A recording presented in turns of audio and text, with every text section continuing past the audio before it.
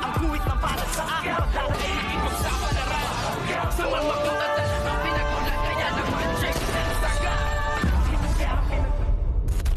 Good morning and welcome sa aking munting channel. Good morning and welcome sa aking munting channel. Ngayon ngang muli nang nagharap ang tunay na mag-amang si Tanggol at si Ramon Montenegro sa nakita nga at nalaman nito ngang si Ramon ang tunay na pinagdaanan at ang hirap nga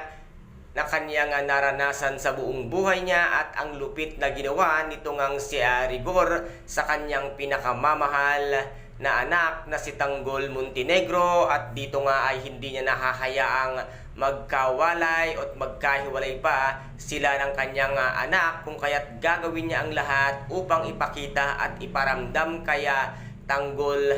ang pagmamahal ng isang tunay na ama, kung kaya't dito ay muli niya nang huhubugin ang kanyang anak na si Tanggol, kung kaya't muling isisilang ang tunay na Tanggol Montenegro, kung kaya't dito nga ay maghihiganti na ng tuluyan ang ating bidang si Tanggol sa pamilya nga ng Di Magiba, dahil dito ay talagang puro galit na ang mamumutawi kay Tanggol sa pamilya ng mga Di Magiba dahil sa hirap ng kanyang dinanas, kung kaya't ngayon ay panahon na upang maranasan naman niya ang karangyaan ng buhay dahil ang kanyang tunay na ama ay isang multimillionaire, ang Ramon Montenegro, kung kaya't dito nga ay babangon na ang bagong silang muli na Tanggol Montenegro at maging mag-iiba na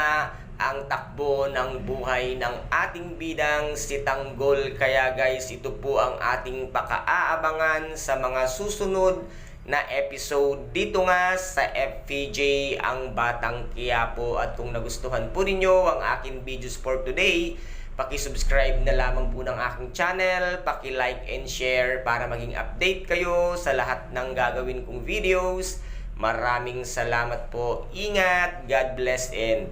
bye-bye!